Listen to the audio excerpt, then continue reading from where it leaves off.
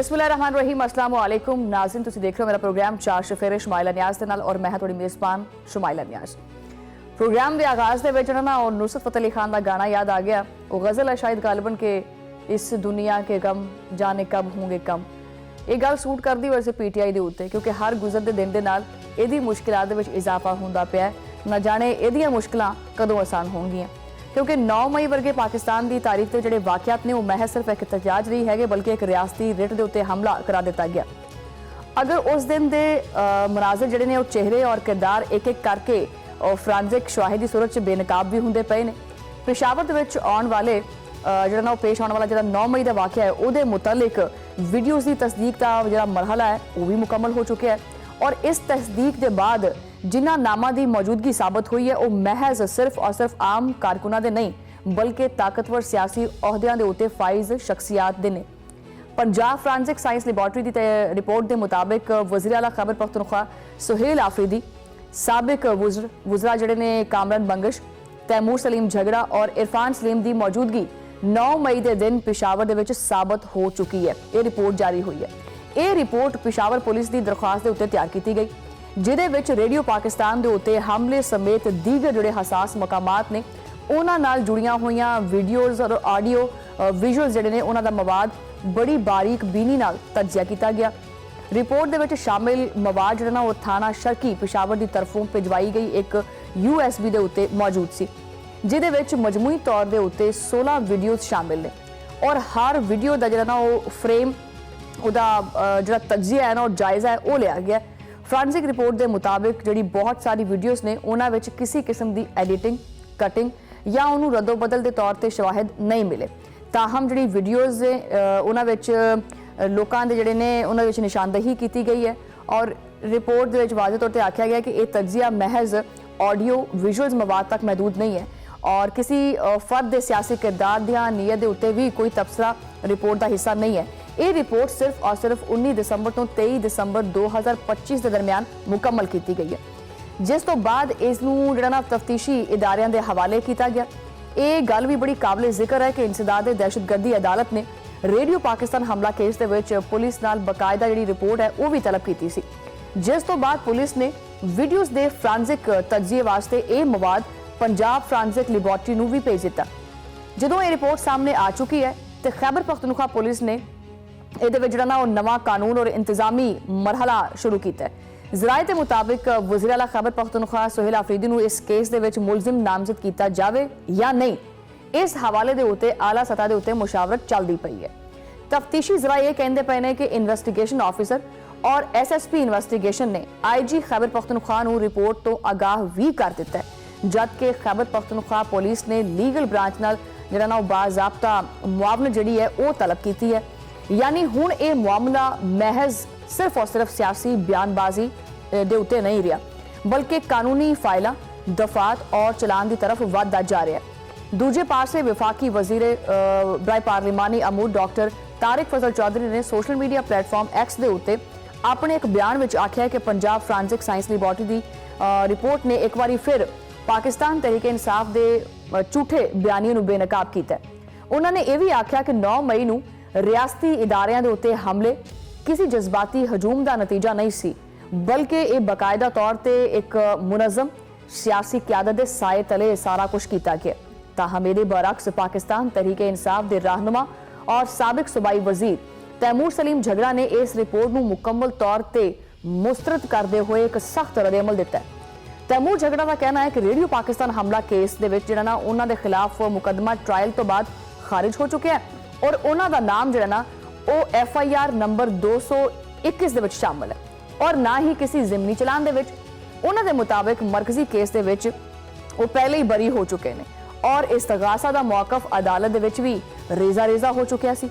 तैमूर झगड़ा ने मजीद आख्या कि 2.5 साल बाद गैर मुसद्दका वीडियोज़ की बुनियाद के उत्ते मीडिया ट्रायल किया जा रहा है। उन्होंने आख्या कि जी वायरल स्क्रीन शॉट्स का रेडियो पाकिस्तान वाक़े नाल कोई भी ताल्लुक किसी भी किस्म का नहीं हैगा और ये विच शामिल एक वीडियो जिहड़ा ना वो कि वीडियो जी पेशावर की वो हैगी नहीं है।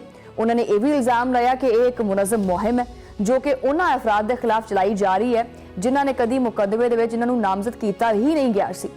ये सारी सूरत हाल इस वेले ਮਜ਼ੀਦ ਪੇਚੀਦਾ ਹੁੰਦੀ ਪਈ ਹੈ। ਜਦੋਂ ਵਜ਼ੀਰ ਆਲਾ ਖੈਬਰ ਪਖਤੂਨਖਵਾ ਸੁਹੇਲ ਆਫਰੀਦੀ ਦੀ ਪੰਜਾਬ ਅਸੈਂਬਲੀ ਆਮਦ ਦੇ ਉੱਤੇ ਹੰਗਾਮਾ ਆਰਾਈ ਦਾ ਵਾਕਿਆ ਵੀ ਸਾਹਮਣੇ ਆਇਆ। ਪੰਜਾਬ ਅਸੈਂਬਲੀ ਦੇ ਵਿੱਚ ਪੇਸ਼ ਆਉਣ ਵਾਲੇ ਇਸ ਵਾਕਿਏ ਦੀ ਬਕਾਇਦਾ ਤੌਰ ਤੇ ਜਿਹੜੀ ਤਹਿਕੀਕਾਤ ਹੈ ਉਹ ਸ਼ੁਰੂ ਕਰ ਦਿੱਤੀ ਗਈ ਹੈ। ਅਸੈਂਬਲੀ ਜ਼ਰਾਏ ਦੇ ਮੁਤਾबिक ਇਹ ਗੱਲ ਸਾਹਮਣੇ ਆ ਰਹੀ ਹੈ ਕਿ ਜੀ ਆਈਜੀ ਪੰਜਾਬ ਨੇ ਵਾਕਿਏ ਦੇ ਮੁਤਲਕ ਮੌਸੂਲ ਹੋਣ ਵਾਲੀ ਤਹਿਕੀਕਾਤੀ ਰਿਪੋਰਟ ਦੇ ਉੱਤੇ ਮਜ਼ੀਦ ਕਾਰਵਾਈ ਵਾਸਤੇ ਔਰ ਇਹਦੀ ਕਾਪੀ ਜਿਹੜੀ ਉਹ ਮਹਿਕਮਾ ਦਾਖਲਾ ਪੰਜਾਬ ਨੂੰ ਵੀ ਭੇਜ ਦਿੱਤੀ ਹੈ। ਇਸ ਰਿਪੋਰਟ ਦੀ ਰੋਸ਼ਨੀ ਦੇ ਵਿੱਚ ਦੀਗਰ ਮੁਤਲਕਾ ਇਦਾਰਿਆਂ ਤੋਂ ਵੀ ਜਿਹੜੇ ਸ਼ਵਾਹਿਦ ਨੇ, ਜਿਹੜੇ ਸਬੂਤ ਨੇ, ਉਹ ਵੀ ਇਕੱਠੇ ਕੀਤੇ ਜਾ ਰਹੇ ਨੇ, ਜਦਕਿ ਆਈਜੀ ਆਫਿਸ ਨੇ ਇਸ ਪੇਸ਼ਰਫਤ ਦੇ ਉੱਤੇ ਪੰਜਾਬ ਅਸੈਂਬਲੀ ਸੈਕਟਰੀਏਟ ਨੂੰ ਵੀ ਮਜ਼ੀਦ ਆਗਾਹ ਵੀ ਕੀਤਾ ਹੈ। ਇਸੇ ਇਹ ਵੀ ਚੀਜ਼ ਯਾਦ ਰਵੇ ਕਿ ਸਪੀਕਰ ਪੰਜਾਬ ਅਸੈਂਬਲੀ ਮਲਿਕ ਮੁਹੰਮਦ ਅਹਿਮਦ ਖਾਨ ਦੀ ਤਰਫੋਂ ਕਾਇਮ ਕੀਤੀ ਗਈ ਤਹਿਕੀਕਾਤੀ ਕਮੇਟੀ ਦੀ ਰਿਪੋਰਟ ਜਿਹੜੀ ਹੈ ਉਹ ਆਈਜੀ ਪੰਜਾਬ ਨੂੰ ਵੀ ਭੇਜੀ ਗਈ ਹੈ, ਜਿਹਦੇ ਵਿੱਚ ਜਿਹੜਾ ਨਾ ਉਹ ਵੀਡੀਓ ਸ਼ਵਾਹਿਦ ਵੀ ਸ਼ਾਮਿਲ ਨੇ। ਤਹਿਕੀਕਾਤੀ ਰਿਪੋਰਟ ਦੇ ਵਿੱਚ ਕਾਨੂੰਨੀ ਕਾਰਵਾਈ ਦੀ ਸਿਫਾਰਿਸ਼ ਤੋਂ ਉਹਦੇ ਨਾਲ ਤਜਵੀਜ਼ ਵੀ ਦਿੱਤੀ ਗਈ ਹੈ ਕਿ ਤਫਤੀਸ਼ ਦੇ ਦੌਰਾਨ ਕਾਨੂੰਨ ਨਾਫਿਜ਼ ਕਰਨ ਵਾਲੇ ਜਿਹੜੇ ਇਦਾਰੇ ਹੈ ਉਹਨਾਂ ਦੀ ਮਦਦ ਵੀ ਹਾਸਲ ਕੀਤੀ ਜਾਵੇ। ਰਿਪੋਰਟ ਦੇ ਵਿੱਚ ਇਹ ਵੀ ਇਨਕਸ਼ਾਫ ਕੀਤਾ ਗਿਆ ਹੈ ਕਿ ਵਜ਼ੀਰ ਆਲਾ ਖੈਬਰ ਪਖਤੂਨਖਵਾ ਦੀ ਆਮਦ ਦੇ ਉੱਤੇ ਆਪੋਜੀਸ਼ਨ ਦੀ ਤਰਫੋਂ ਨਾਲ ਆਉਣ ਵਾਲੇ ਮਹਿਮਾਨਾਂ ਦੀ ਫਹਿਰਿਸਤ ਜਿਹੜੀ ਹੈ ਉਹ ਸਿਰਫ ਔਰ ਸਿਰਫ ਨਾਮਾਂ ਤੇ ਮੁਸ਼ਤਮਿਲ ਸੀ, ਜਿਹਨੂੰ ਨਾਕਾਫੀ ਕਰਾ ਦਿੱਤਾ ਗਿਆ। ਨਾਕਾਫੀ ਮਾਲੂਮਾਤ ਦੇ 22 ਅਫਰਾਦ ਦੀ ਜਿਹੜੀ ਸ਼ਨਾਖਤ ਹੈ ਉਹਦੇ ਵਿੱਚ ਸਾਨੂੰ ਮੁਸ਼ਕਿਲਾਤ ਦਾ ਸਾਹਮਣਾ ਪੇਸ਼ ਆਇਆ। ਰਿਪੋਰਟ ਦੇ ਮੁਤਾबिक ਮਤੀਉਲਾ ਬਰਕੀ ਨਾਮੀ ਸ਼ਖਸ ਨੇ ਝੂਠ ਬੋਲ ਕੇ ਪੰਜਾਬ ਅਸੈਂਬਲੀ ਦੇ ਵਿੱਚ ਦਾਖਲੇ ਦੀ ਕੋਸ਼ਿਸ਼ ਕੀਤੀ ਔਰ ਖੁਦ ਨੂੰ ਖੈਬਰ ਪਖਤੂਨਖਵਾ ਅਸੈਂਬਲੀ ਦੇ ਹਲਕਾ ਪੀਕੇ ਨਵਾਸੀ ਤੋਂ ਔਰ ਐਮਪੀਏ ਇਸ਼ਫਾਕ ਜ਼ਾਹਿਰ ਕੀਤਾ। ਬਾਅਦ ਵਿੱਚ ਸੂਬਾਈ ਵਜ਼ੀਰ ਖੈਬਰ ਪਖਤੂਨਖਵਾ ਮੀਨਾ ਖਾਨ ਨੇ ਤਸਦੀਕ ਕੀਤੀ ਕਿ ਮਤੀਉਲਾ ਬਰਕੀ ਕਿਸੇ ਵੀ ਸੂਰਤ ਐਮਪੀਏ ਇਸ਼ਫਾਕ ਨਹੀਂ ਹੈਗੇ। ਰਿਪੋਰਟ ਦੇ ਵਿੱਚ ਮਜ਼ੀਦ ਅੱਗੇ ਬਥੇਰਾ ਕੁਝ ਸਾਹਮਣੇ ਆਇਆ ਕਿ ਜਦੋਂ ਮਤੀਉਲਾ ਬਰਕੀ ਜਿਹੜੇ ਨੇ ਨਾ ਉਹਨਾਂ ਨੂੰ ਅਸੈਂਬਲੀ ਤੋਂ ਬਾਹਰ ਜਾਣ ਦਾ ਆਖਿਆ ਗਿਆ ਤੇ ਉਹਨਾਂ ਨੇ ਅਸੈਂਬਲੀ ਸਿਕਿਉਰਿਟੀ ਅਹਿਲਕਾਰਾਂ ਦੇ ਨਾਲ ਜਿਹੜਾ ਨਾ ਉਹ ਹਾਥਾਪਾਈ ਵੀ ਕੀਤੀ ਔਰ ਨਾ ਸਿਰਫ ਹਾਥਾਪਾਈ ਬਲਕਿ ਗਾਲਮ ਗਲੋਚ ਵੀ ਕੀਤੀ। ਆਪੋਜੀਸ਼ਨ ਨੇ ਫਹਿਰਿਸਤ ਜਮ੍ਹਾਂ ਕਰਾਉਂਦੇ ਵਕਤ ਯਕੀਨ ਦਹਾਨੀ ਕਰਾਈ ਸੀ ਕਿ ਸ਼ਨਾਖਤ ਵਾਸਤੇ ਪੀਟੀਆਈ ਦੇ 2 ਅਰਾਕੀਨ ਜਿਹੜੇ ਨੇ ਉਹ ਮੇਨ ਗੇਟ ਦੇ ਉੱਤੇ ਮੌਜੂਦ ਹੋਣਗੇ, ਲੇਕਿਨ ਇਦਾਂ ਹੋਇਆ ਨਹੀਂ। ਤਹਿਕੀਕਾਤੀ ਰਿਪੋਰਟ ਦੇ ਮੁਤਾबिक ਆਪੋਜੀਸ਼ਨ ਦੀ ਤਰਫੋਂ ਫਰਾਹਮ ਕਰਦਾ ਜਿਹੜੀ ਫਹਿਰਿਸਤ ਹੈ ਉਹਦੇ ਵਿੱਚ ਨਾ ਤਾਂ ਸ਼ਨਾਖਤੀ ਕਾਰਡ ਨੰਬਰ ਸ਼ਾਮਿਲ ਸੀ ਔਰ ਨਾ ਹੀ ਤਸਵੀਰ ਔਰ ਨਾ ਹੀ ਗੱਡੀਆਂ ਦੇ ਨੰਬਰ ਸ਼ਾਮਿਲ ਸੀ, ਜਿਹਦੇ ਬਾਇਸ ਜਿਹੜਾ ਸ਼ਨਾਖਤ ਦਾ ਅਮਲ ਸੀ ਉਹ ਮਜ਼ੀਦ ਔਖਾ ਹੋ ਗਿਆ। ਅਸੈਂਬਲੀ ਸਿਕਿਉਰਿਟੀ ਨੇ ਕਾਫਲੇ ਦੇ ਉੱਤੇ ਤਹਮੁਲ ਦੇ ਨਾਲ ਸ਼ਨਾਖਤ ਦੀ ਦਰਖਾਸਤ ਕੀਤੀ, ਤਾਹਮ ਇਸ ਦੌਰਾਨ ਵੀ ਕਾਫੀ ਤਕੰਪੇਲ ਹੋਈ ਔਰ ਗਾਲਮ ਗਲੋਚ ਵੀ। ਰਿਪੋਰਟ ਦੇ ਵਿੱਚ ਮਜ਼ੀਦ ਇਨਕਸ਼ਾਫਾਤ ਸਾਹਮਣੇ ਆਏ ਨੇ ਕਿ ਆਪੋਜੀਸ਼ਨ ਦੀ ਜਿਹੜੀ ਫਰਾਹਮ ਕਰਦਾ ਫਹਿਰਿਸਤ ਹੈ ਉਹਦੇ ਵਿੱਚ ਸਜ਼ਾ ਯਾਫਤਾ ਹੈਦਰ ਮਜੀਦ ਦਾ ਨਾਮ ਵੀ ਸ਼ਾਮਿਲ ਸੀ। ਹੁਣ ਚੱਲਦੇ ਹਾਂ ਦੂਸਰੇ ਪਾਸੇ ਕਰਾਚੀ ਦੇ ਵਿੱਚ ਪਾਕਿਸਤਾਨ ਤਹਿਰੀਕੇ ਇਨਸਾਫ ਇੱਕ ਵੱਡੇ ਪਾਵਰ ਸ਼ੋਅ ਦੇ ਵਿੱਚ ਪੂਰੀ ਤਰ੍ਹਾਂ ਨਾਕਾਮ ਹੋ ਗਈ ਹੈ। ਕਾਇਦੇ ਆਜ਼ਮ ਮੁਹੰਮਦ ਅਲੀ ਜਿਨਾਹ ਦੇ ਮਜ਼ਾਰ ਦੇ ਉੱਤੇ ਹਾਜ਼ਰੀ ਦਾ ਜਿਹੜਾ ਮੁਕਰਰਾ ਵਕਤ ਸੀ ਉਹ ਖਤਮ ਹੋਣ ਦੇ ਬਾਇਸ ਵਜ਼ੀਰ ਆਲਾ ਖੈਬਰ ਪਖਤੂਨਖਵਾ ਸੁਹੇਲ ਆਫਰੀਦੀ ਮਜ਼ਾਰੇ ਕਾਇਦ ਤੇ ਪਹੁੰਚ ਹੀ ਨਹੀਂ ਸਕੇ, ਉਹ ਪਤਾ ਨਹੀਂ ਕਿਹੜੇ ਪਾਸੇ ਨੂੰ ਟੁਰ ਗਏ। ਸੁਪਰ ਹਾਈਵੇ ਦੀ ਅਚਾਨਕ ਬੰਦਿਸ਼ ਨੇ ਪੂਰੇ ਸ਼ਹਿਰ ਨੂੰ ਮਫਲੂਜ ਕਰ ਦਿੱਤਾ ਔਰ ਸੁਹੇਲ ਆਫਰੀਦੀ ਟ੍ਰੈਫਿਕ ਜਾਮ ਦੇ ਵਿੱਚ ਫਸੇ ਰਹਿ ਗਏ। ਪੁਲਿਸ ਨੇ ਜਿਹੜਾ ਨਾ ਨੁਮਾਇਸ਼ ਰੰਗੀ ਦੇ ਉੱਤੇ ਮਜ਼ਾਰੇ ਕਾਇਦ ਜਾਣ ਵਾਲਾ ਜਿਹੜਾ ਰਾਸਤਾ ਸੀ ਉਹ ਬੰਦ ਕਰ ਦਿੱਤਾ। ਇਸ ਤੋਂ ਪਹਿਲੇ ਬਾਗ ਜਨਾਹ ਦੇ ਵਿੱਚ ਪੁਲਿਸ ਦੀ ਭਾਰੀ ਨਫਰੀ ਦਾਖਲ ਹੋ ਗਈ ਔਰ ਪੀਟੀਆਈ ਕਾਰਕੁਨਾਂ ਨੂੰ ਜ਼ਬਰਦਸਤੀ ਉੱਥੋਂ ਕੱਢਿਆ ਗਿਆ। ਬਹੁਤ ਸਾਰੇ ਅਫਰਾਦ ਨੂੰ ਹਿਰਾਸਤ 'ਚ ਲਿਆ ਗਿਆ, ਜਦਕਿ ਨੁਮਾਇਸ਼ ਰੰਗੀ ਦੇ ਕਰੀਬ ਬਾਗ ਜਨਾਹ ਦੇ ਵਿੱਚ ਮੁਜ਼ਾਹਿਰੀਨ ਦੀ ਪੁਲਿਸ ਮੋਬਾਈਲ ਦੇ ਉੱਤੇ ਵੀ ਪਥਰਾਓ ਦੀ ਇੱਕ ਫੁਟੇਜ ਹੈ ਉਹ ਸਾਹਮਣੇ ਆਈ ਹੈ, ਜਿਹਦੇ ਵਿੱਚ ਮੁਸ਼ਤਿਲ ਅਫਰਾਦ ਪੁਲਿਸ ਔਰ ਮੋਬਾਈਲ ਨੂੰ ਰੋਕ ਕੇ ਜਿਹੜਾ ਨਾ ਉਹ ਉਹਨਾਂ ਦੇ ਪੱਥਰ ਮਾਰਦੇ ਪਏ, ਜਿਹਦੇ ਬਾਇਸ ਪੁਲਿਸ ਨੇ ਪੀਟੀਆਈ ਕਾਰਕੁਨਾਂ ਨੂੰ ਮੁੰਤਸ਼ਰ ਕਰਨ ਵਾਸਤੇ ਸ਼ੈਲਿੰਗ ਵੀ ਕੀਤੀ। ਪੁਲਿਸ ਦੇ ਮੁਤਾबिक 23 ਕਾਰਕੁਨਾਂ ਨੂੰ ਹਿਰਾਸਤ ਵਿੱਚ ਲਿਆ ਗਿਆ, ਜਦਕਿ ਇੱਕ ਪੁਲਿਸ ਅਹਿਲਕਾਰ ਜਿਹੜਾ ਨਾ ਉਹ ਮੁਜ਼ਾਹਿਰੇ ਦੇ ਵਿੱਚ ਮੁਜ਼ਾਹਿਰੀਨ ਤੇ ਤਸ਼ੱਦੁਦ ਨਾਲ ਜ਼ਖਮੀ ਵੀ ਹੋਇਆ। ਇਸ ਸਾਰੀ ਸੂਰਤ-ਏ-ਹਾਲ ਦੇ ਉੱਤੇ ਵਜ਼ੀਰ ਆਲਾ ਖੈਬਰ ਪਖਤੂਨਖਵਾ ਸੁਹੇਲ ਆਫਰੀਦੀ ਨੇ ਵੀਡੀਓ ਬਿਆਨ ਜਾਰੀ ਕਰਦੇ ਹੋਏ ਆਖਿਆ ਕਿ ਹੈਦਰਾਬਾਦ ਤੋਂ ਕਰਾਚੀ ਪਹੁੰਚਣ ਦੇ ਵਿੱਚ ਉਹਨਾਂ ਨੂੰ 7.5 ਘੰਟੇ ਲੱਗੇ। ਉਹਨਾਂ ਨੇ ਇਹ ਵੀ ਆਖਿਆ ਕਿ ਉਹਨਾਂ ਨੂੰ ਜਾਣ ਬੁੱਝ ਕੇ ਕਿਸੇ ਸੁਨਸਾਨ ਸੜਕਾਂ ਵੱਲ ਧਕੇਲਿਆ ਗਿਆ ਔਰ ਇਕਤਦਾਰ 'ਚ ਬੈਠੇ ਜਿਹੜੇ ਲੋਕ ਨੇ ਉਹ ਹੋਸ਼ ਹੀ ਖੋ ਬੈਠੇ ਨੇ। ਉਹਨਾਂ ਨੇ ਇਹ ਵੀ ਦਾਅਵਾ ਕੀਤਾ ਕਿ ਕਰਾਚੀ ਔਰ ਹੈਦਰਾਬਾਦ ਦੀ ਆਵਾਮ ਬਾਨੀ ਪੀਟੀਆਈ ਦੇ ਹੱਕ ਦੇ ਵਿੱਚ ਨਾਰੇ ਲਾਉਂਦੀ ਪਈ ਸੀ ਔਰ ਜਲਸਾ ਜ਼ਰੂਰ ਹੋਵੇਗਾ। ਪੀਟੀਆਈ ਕਰਾਚੀ ਦੇ ਸਦਰ ਰਾਜਾ ਅਜ਼ਹਰ ਨੇ ਇਲਜ਼ਾਮ ਲਾਇਆ ਕਿ ਪੁਲਿਸ ਨੇ ਬਾਗੇ ਜਨਾਹ ਦੇ ਉੱਤੇ ਤਾਵਾ ਪੋਲ ਕੇ ਕਾਰਕੁਨਾਂ ਨੂੰ ਮੁੰਤਸ਼ਰ ਕੀਤਾ ਔਰ ਜਲਸੇ ਦਾ ਸਮਾਨ ਵੀ ਸਿੱਟ ਦਿੱਤਾ ਗਿਆ। ਦੂਸਰੀ ਜਾਨਬ ਸਿੰਧ ਦੇ ਸੀਨੀਅਰ ਵਜ਼ੀਰ ਸ਼ਰਜੀਲ ਇਨਾਮ ਮੇਮਨ ਨੇ ਇਹਨਾਂ ਸਾਰੇ ਜਿਹੜੇ ਇਲਜ਼ਾਮਾਤ ਲਾਏ ਨੇ ਪੀਟੀਆਈ ਵੱਲੋਂ ਉਹਨਾਂ ਨੂੰ ਮੁਸਤਰਦ ਕਰਦੇ ਹੋਏ ਆਖਿਆ ਕਿ ਪੀਟੀਆਈ ਦੀ ਤਰਫੋਂ ਜਿਹੜੀ ਹੈ ਨਾ ਉਹ ਯਕੀਨ ਦਹਾਨੀ ਜਿਹੜੀ ਉਹਦੇ ਉੱਤੇ ਅਮਲ ਨਹੀਂ ਕੀਤਾ ਗਿਆ और हुकूमत सिंध ने वज़ीर आला खैबर पख्तूनख्वा नूं मुकम्मल तौर पर सिक्योरिटी फराहम की है और PTI नूं ग्राउंड भी दिता है ताकि वो जलसा कर सकन, उन्होंने रोकया नहीं गया। ताहम सड़कों के उत्ते जिस अंदाज दे विच रैलियां और जलूस कढ़े गए, देखो उन्हां नाल तां फिर ट्रैफिक दे विच जिहड़ा बंदिश दा ट्रैफिक शिकार हुंदी है और खलल पैदा हुंदा है। उन्होंने ये भी आख्या कि हुकूमत सिंध के उत्ते इल्जामात आयद करना ये नामुनासिब है और PTI नूं कानून हाथ दे विच नहीं लेना चाहिए। मेयर कराची मुर्तज़ा वहाब ने PTI के जलसे के उत्ते रद्द-ए-अमल देंदे होए आख्या कि बागे जना एक बहुत वड्डा ग्राउंड है और इनू पढ़ना इन्ना आसान नहीं हैगा। खैबर पख्तूनख्वा के वज़ीर आला सुहेल आफरीदी दे कराची दे विच जलसा करन दे हवाले नाल मुर्तज़ा वहाब का यह कहना है कि अगर PTI दे कोले ग्राउंड भरन वास्ते बंदे नहीं हैगे सी ते ओ सानू कह देंदे, असीं भर देना सी। ते सिंध हुकूमत के तर्जुमान जिहड़े सिंध हुकूमत की तर्जुमान सादिया जावेद ने उन्होंने भी आख्या कि अगर सिंध हुकूमत सिक्योरिटी फराहम ना करदी तो सुहेल आफरीदी हैदराबाद भी नहीं जा सकता सी। उन्होंने आख्या कि काफला जो शारा फैसल के उत्ते पहुंचा तो रियासत ते रियासती इदारे के खिलाफ नारेबाजी शुरू कर दी गई, जिस तो बाद कानून नाफिज करने वाले इदारे जिहड़े ने वो हरकत चाहे। मतलब पहले तो उन्होंने सलूक बड़ा चंगा सी, लेकिन जो PTI ने इदारों के खिलाफ नारेबाजी की और जिहड़ा ना वो इंतशार फैलाने की कोशिश की तो फिर जिहड़ा ना उन्होंने सख्ती कर दी। तो फिर उन्होंने आख्या कि जी मजमूई तौर पर अगर देखा जाए तो 9 मई के वाकयात, फ्रांसिक रिपोर्ट्स, असैम्बली हंगामे और कराची दे विच एक नाकाम किस्म का पावर शो मुल्क की सियासत नूं एक जिहड़ा वो महाज राई की तरफ लैके जाता है। सवाल ये नहीं है कि वीडियोस मौजूद है या नहीं, सवाल ये है कि सियासत हुण कानून के कठहरे विच आ गई है या फिर एक बारी फिर बयाना की धुंध दे विच चली गई है जिथे असल हकाइक जिहड़े ने वो छुप जाते हैं। ये हुण तुसीं दसो वैसे कि असल हकाइक की ने, पर इत्थे लेने एक छोटी जी ब्रेक तो बाद गलबात जारी। वेलकम बैक नाज़रीन, और ब्रेक तो बाद आप गल करांगे ईरान के बारे, क्योंकि ईरान महज एक मुल्क नहीं है बल्कि एक तारीख, एक तहजीब, एक नज़रिया और एक मज़ाहमती रियासत है। ये वो सरजमीन है जिन्हें सल्तनत के उत्ते जिन्होंने अरूज भी देखा, जवाल भी देखा, इनकलाब का भी ये कोले तजर्बा है और आलमी पाबंदियों के बावजूद इन्हें अपनी शनाख्त को भी बरकरार रखा।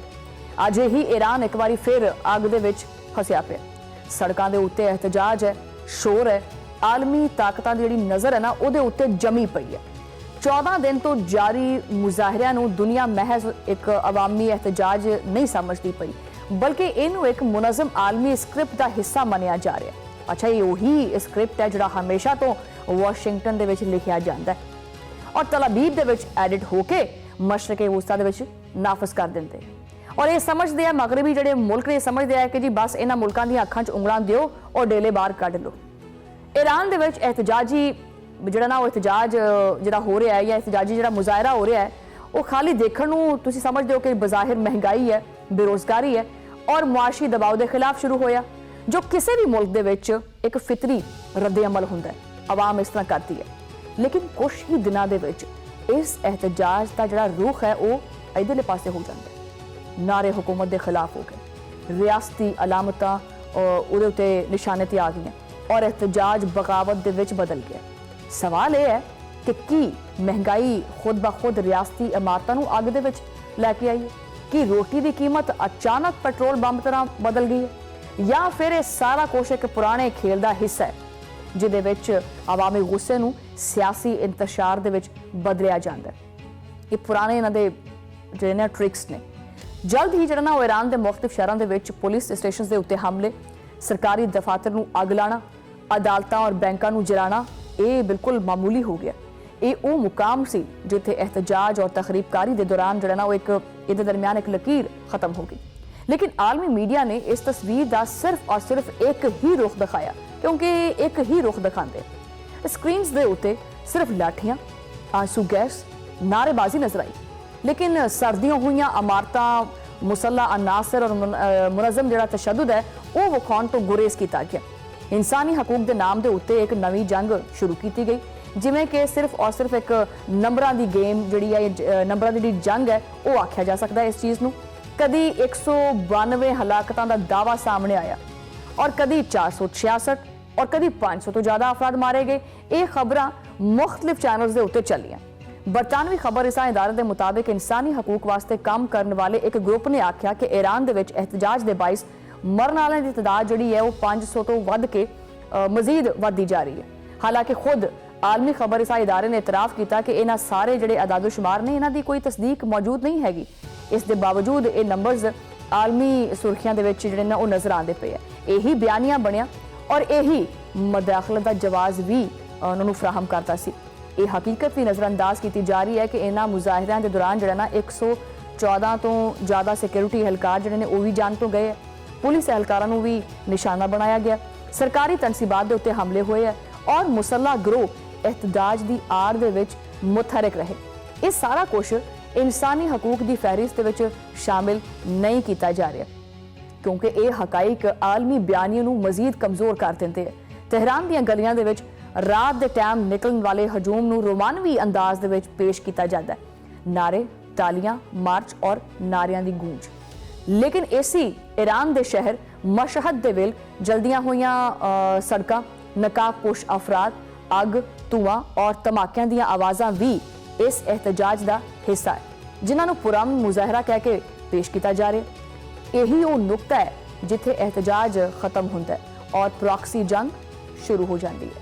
ये वही पुराना मॉडल है जिहड़ा कि माजी दे विच इराक दे विच हथियारें दी तबाही के नाम के उत्ते आजमाया गया, लीबिया दे विच इंसानी हमदर्दी के नाम के उत्ते रियासत तोड़ दी गई और शाम दे विच इसी स्क्रिप्ट को नाफिज करने की कोशिश की गई जो कि नाकाम हो गई सी, क्योंकि रियासत कमज़ोर नहीं सी। अज यही मॉडल जिहड़ा है वो ईरान वास्ते दोबारा इस्तेमाल किया जा रहा है। लेकिन इत्थे फर्क सिर्फ ये है कि ईरान कोई कमज़ोर या टुटदी हुई रियासत नहीं है, बल्कि एक मुनज़्ज़म निज़ाम, मजबूत अस्करी ताकत और वाज़े मुज़ाहमती शनाख्त रखता है। इसी दौरान जिहड़ा ना वो, क्योंकि अमरीकी जिहड़ा सदर डोनाल्ड ट्रंप है उन्होंने अजकल हथ नहीं आ रहा, वैसे इसी दौरान जिहड़ा अमरीकी सदर डोनाल्ड ट्रंप है वो भी खुल के मैदान च आ गए। अमरीकी सदर डोनाल्ड ट्रंप ने एक बार फिर ईरान के उत्ते हमले की धमकी देंदे हुए आख्या कि ईरानी आवाम जिहड़ी है ना वो आज़ादी की तरफ देखते पे है, उन्हां दी मदद वास्ते असीं बिल्कुल तैयार हाँ और वो ईरानी ऑपोजिशन रहनुमावां दे नाल राबते विच भी ने। अमरीकी सदर ने दावा किया कि ईरान ने कुछ दिन पहले ही जौहरी माहे दे उत्ते गलबात करने वास्ते राबता किया और अमरीका इस हवाले नाल मुलाकात दे उत्ते काफ़ी गौर करता पिया। ताहम नालों नाल जिहड़ी फौजी कार्रवाई समेत है होर भी बहुत सारे ऑप्शनस ने जिहड़े ज़ेरे गौर ने। इहदे नाल नाल अमरीकी फौज खुद सदर डोनाल्ड ट्रंप नूं खबरदार करदी पई है कि ईरान दे उत्ते हमला इन्ना आसान नहीं होएगा, क्योंकि ये सिर्फ एक मुल्क नहीं है बल्कि पूरे खिते नूं अग विच लैके जावेगा। यही जुबान जिहड़ी है वो बगदाद और दमश्क वास्ते भी इस्तेमाल की गई सी और हर वारी एदा नतीजा की निकलिया तबाही, खूनरेजी और खाना जंगी। ट्रंप सिर्फ बयानात तक महदूद नहीं हैगा, बल्कि फौजी ऑप्शन और साइबर हमले और नवीं पाबंदियां दी धमकियां भी देंदा होया नजर आ रहा है, जबकि नालों नाल ये भी दावा भी करते हैं कि ईरान मुज़ाकरात चाहता है। यही अमरीकी खारजा पॉलिसी का एक खुला तजाद है। अगर मुज़ाकरात मतलूब ने तो फिर बंदूक क्यों? अगर अमन मकसूद है तो फिर धमकियां क्यों? यही सवाल अज आलमी सतह के उत्ते चुकिया जा रहा है। इसी तनाजुर दे विच इजराइल भी खुल के मंजरनामे के उत्ते आ चुके हैं। वैसे इजराइल का काम ही नहीं बनता इत्थे मंजरनामे ते आंदा, लेकिन वो भी आया कि जी असीं पिछे ना रह जाइए और ईरानी मुजाहिरीन की हमायत करते हुए आख्या कि जी इनू जी ईरानी आवाम है उहदे तो हमदर्दी है और वो चाहते हैं कि जी वो जो एहतजाज करते पे है उन्होंने उहदे हकूक जिहड़े ने वो मिलन, क्योंकि अवाम और हुकूमत अलग करके रियासत जी ना कमज़ोर की जा सकती है। इजराइल ने भी ईरानी मुजाहिरीन की भरपूर हमायत का ऐलान भी कर दिता है और इजरायली वज़ीर खारजा ने आख्या कि जी ईरानी अवाम आज़ादी के मुस्तहक ने और सानू उन्हां दे नाल कोई दुश्मनी नहीं हैगी और असी ईरानी हुकूमत के जिहड़ा मसला हैगा जो कि दहशतगर्दी और इंतहा पसंदी है वो उत्ते जिहड़ा असी भी गौर करते पे हैं और ईरानी हुकूमत सिर्फ और सिर्फ साडा ही मसला नहीं हैगा बल्कि इलाकाई और बैन अवी मसला बनता जा रहा है। इस तो पहले इजरायली वज़ीर आज़म नेतन्याहू का यह कहना सी कि ईरानी मुजाहिरियां का मुशाहिदा करते हैं और आज़ादी के मुजाहिरे पूरे ईरान दे विच फैल गए हैं। ईरानी कौम जल्दी जो ना वो जबर तो और जुल्म तो आज़ाद हो जाएगी, जबकि खुद ईरान की करता है और इजराइल की करता है और की जबर करता है ये उन्होंने याद नहीं हैगा। लेकिन ईरान से जो जुल्म और जबर हो रहा है यदा इजराइल को बड़ी फिक्र हो रही है और जो दिन आएगा तो फिर इजराइल और ईरान अपने आवाम वास्ते पुरअमन और खुशहाल जो मुस्तकबिल है वो वास्ते एक बार फिर वफादार शराकतदार बन जाएंगे। इजराइल ईरानियों की जदोजहद आज़ादी की हमायत करता है और मुजाहिरीन जो मासूम शहरियों के कतल की मजम्मत भी करता है और गजा के बच्चों के उत्ते बंब बरसाने वाला इजराइल ईरान के उत्ते इंसानी हकूक का अलमबरदार बनता जा रहा है। ये तो सीधी सीधी मुनाफकत है। ये उही मुनाफकत है जिन्हों के मशरक बखूबी जानता है। ईरानी पार्लीमेंट के स्पीकर मोहम्मद बाकर ने वाजे किया है कि अगर अमरीका ने हमला जिहड़ा किया तो इसराइल और खिते के मौजूद जिहड़े अमरीकी अड्डे ने वो जायज़ अहदाफ होंगे। ये धमकी नहीं हैगी बल्कि दफाई ऐलान है, क्योंकि ईरान इराक या लीबिया नहीं बल्कि एक ऐसी रियासत है जो कि जवाबी वार की मुकम्मल सलाहियत भी रखती है। इसी दौरान रजा पहलवी नूं एक बार फिर मंजरे आम ते लाया जा रहा है।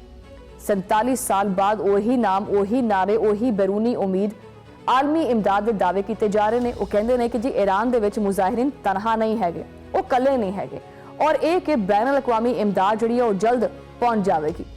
मगर उन्होंने ये नहीं दस्या कि इस इमदाद की कीमत होएगी की और ये शामिल मुल्क किस किस्म की जिहड़ी इमदाद है वो फ्राहम करेंगे। तारीख जिहड़ी है ना उस चीज़ की गवाह है कि ऐसी इमदाद खुद मुख्तारी सलामती और रियासती वहदत की एक कीमत बन जाती है। रजा पहलवी का यह भी कहना है कि असी जल्दी ही अपने प्यारे ईरान नूं इस्लामी जमहूरिया जिहड़ा ना वापस बनावांगे और ईरान के उत्ते हर जगह आज़ादी और फतह का जश्न भी मनावांगे। रजा पहलवी ने इस गल का भी ऐलान किया कि बैरूने मुल्क ईरानियों के एहतजाज का हवाला देते हुए आख्या कि तमाम जिहड़े ईरानी सफारत खाने और कौंसल खाने ईरानी कौम के हैगे ने, हुण वो वक्त आ गया है कि उन्होंने इस्लामी जमहूरिया के परचम की बजाय ईरान के कौमी परचम नाल सजाया जाए। ईरान के सुप्रीम लीडर आयतुल्ला खामनाई ने फरौन, नमरूद और रजा शाह की मिसाल देते हुए वाजे किया कि ताकत का गुरूर हमेशा टुटदा और यदा सिर्फ ना बदल जाता लेकिन इंजाम जिहड़ा ना उही रहिंदा जिहड़ा फरौन दा होया। ये समझना चाहिए है कि इकतदार के अरूज के उत्ते ताकतवर तरीन हुक्मरानां दे नाल की होया, फिरौन, नमरूद और रजा शाह दे जिहड़ा नाल वो की होया और ट्रंप दे नाल की हो सकता है। ईरानी हुकूमत ने वाजे दो टोक अल्फाज दे विच आख्या कि अमरीका और इसराइल इन्हां सारे जिहड़े फसादात ने इन्हां नूं मजीद हवा भी दिंदा पिया। अच्छा, सदर मसूद ने यह भी वाजे किया कि अमरीका इसराइल लोकां नूं यह हदायत दिंदे पे ने कि जी असीं तुहाडे नाल जाओ, तुसीं तखरीबकारी करो।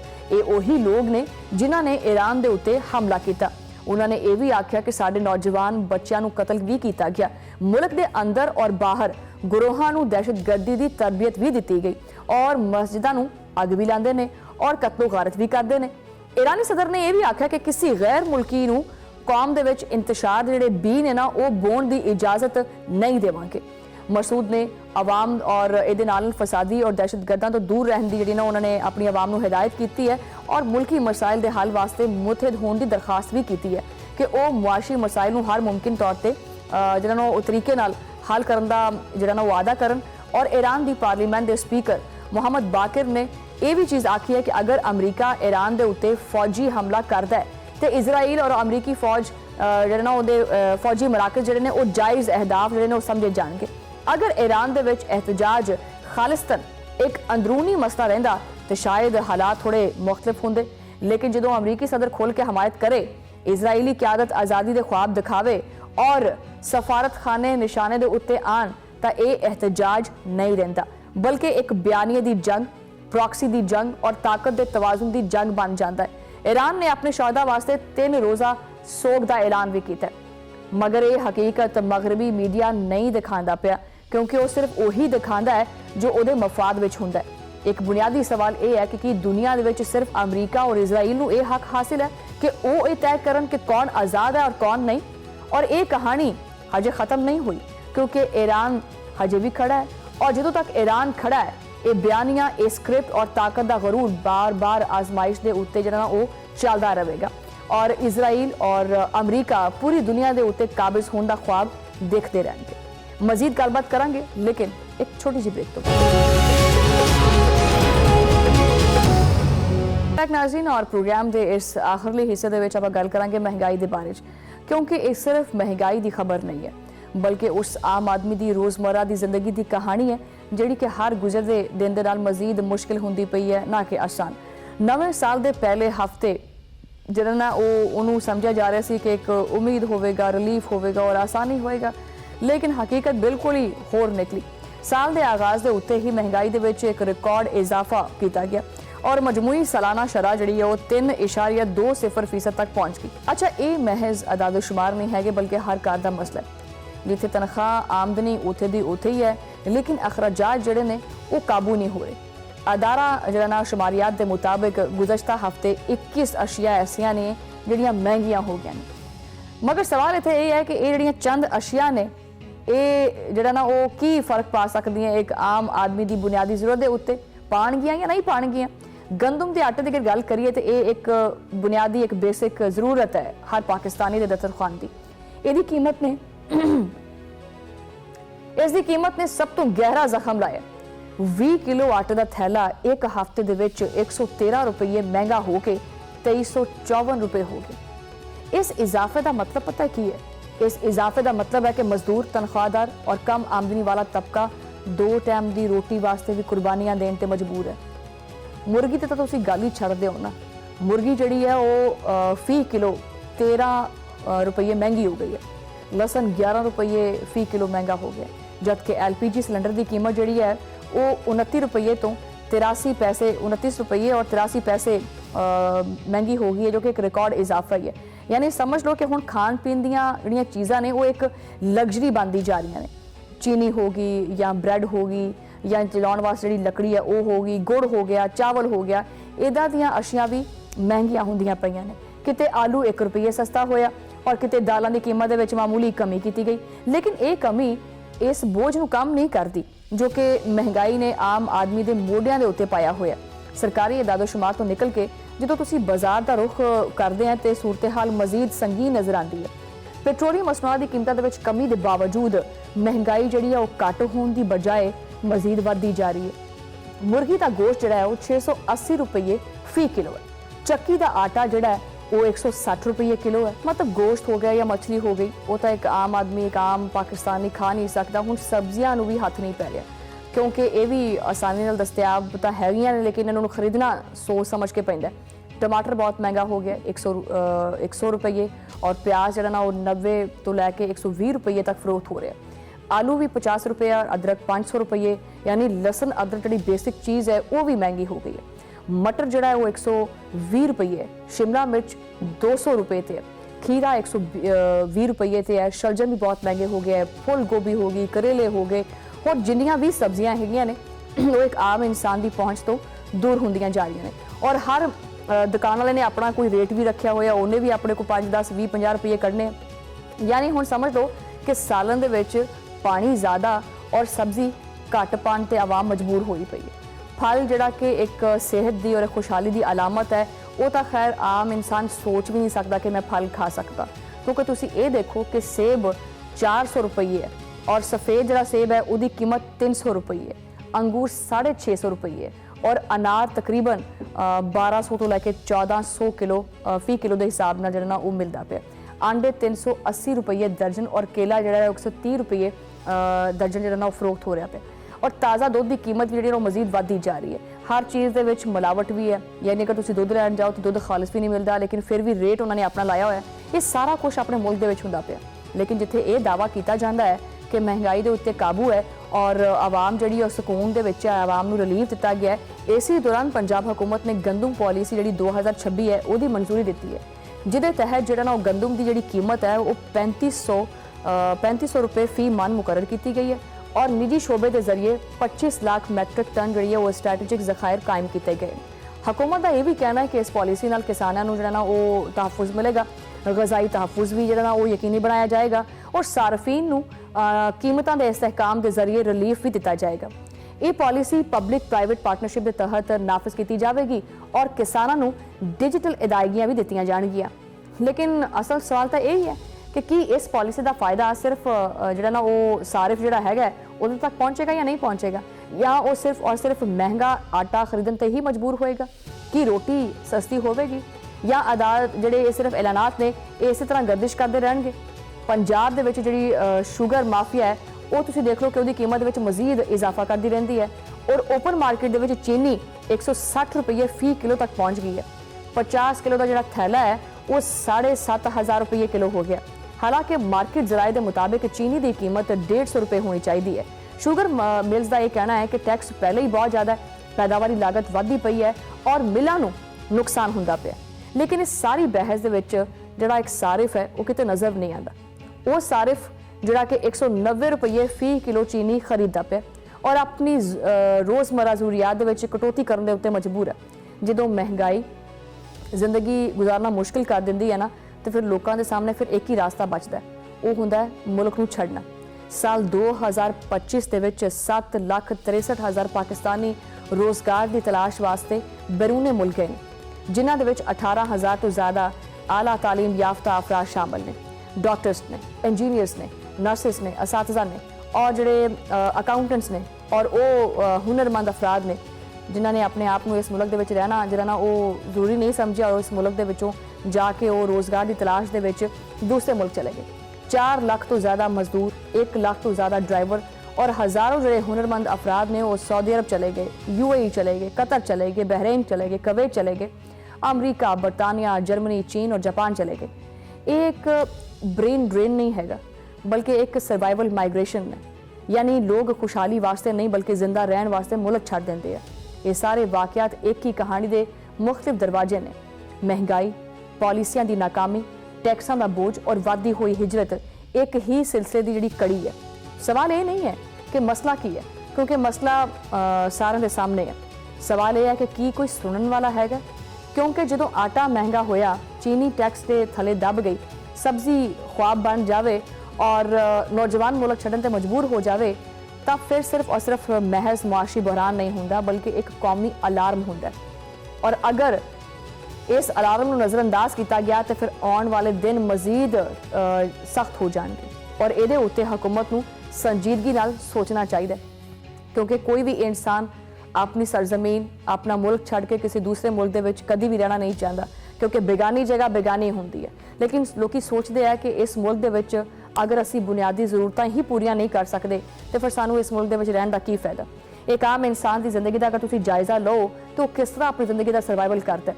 यानी अगर एक शादीशुदा आदमी है, उसकी तनख्वाह कम अज़ कम कोई 70-80 हज़ार रुपया या लख भी समझ लो, तो उन्हें बिजली का बिल भी देना है, उन्हें गैस का बिल भी देना है, उन्हें बच्चों की फीस भी देनी है, उन्हें कार का खर्चा भी चलाना है, तो किस तरह गुजारा करेगा। और अगर गुजारा कर भी ले, हर इंसान चाहता है कि मैं अपनी ज़िंदगी के अपग्रेडेशन की तरफ जावां, मैं अपनी मजीद तरक्की की तरफ लैके जावां, लेकिन अगर वो आने वाले 10-15 साल तक उत्थे दा उत्थे ही खड़ा रहता है तो उसकी लाइफ अपग्रेड नहीं होती।